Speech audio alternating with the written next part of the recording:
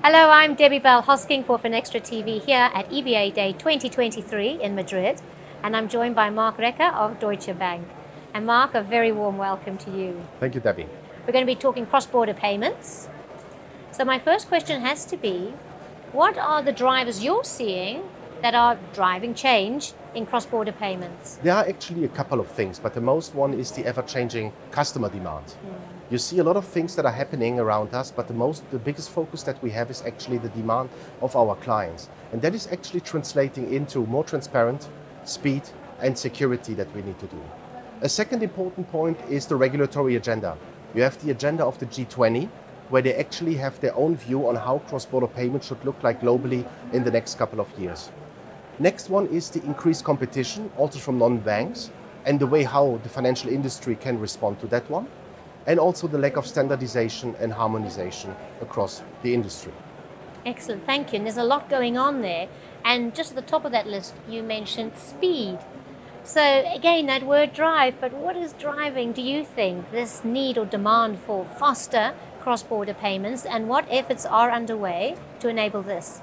You see, the biggest point that we have been observing, despite all the geopolitical things that are happening currently across the globe, the increased demand for global cross-border payments. You see it on the statistics, they are year on year, there is in fact increasing. And that is something where actually the demand is there, and also the demand for speedier transactions across the globe isn't actually stopping. The second point, like I mentioned, the G20 roadmap, the regulatory roadmap on actually what we need to do as a bank, we need to comply. And one of the biggest ingredients on that one is the ISO migration, where the industry has been kicking off with the ISO migration, laying the foundation for the rails of the future, but also looking into, let's say, new technologies, being even possible to work on a DLT solution in the future as well. So at the end, there is a lot of things that are happening, that is requiring for more speedier transactions across the globe. Lots of things happening that require speedier transactions, but what are you seeing as the barriers or the frictions at the moment, and how can we enable more transparent and more efficiency? There are certain things that are actually current barriers that I've been working on, and things what we need still to do as an industry. The first one is the lack of standardization. I think that is the piece with the migration towards ISO, that is the first step into the right direction. That will allow a much more harmonized approach, a much more efficient approach, but also increasing the interoperability between the different systems that are out there.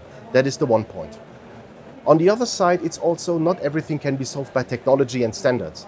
You also need to have a much more harmonized regulatory framework. And that is something where the dialogue with regulator needs to be ongoing to see on how we could harmonize or standardize that one to the extent possible. Is collaboration a factor that can help towards this? I think collaboration is key. For example, events like EBA, or you have events like BAFT, or you have events across the industries.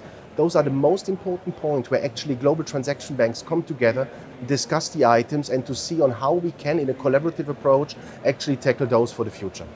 Well, Marc, thank you. Talks about the future and collaborating. I wish you a very happy EBA day. Thank you so much. Lovely to see you again. Thank you.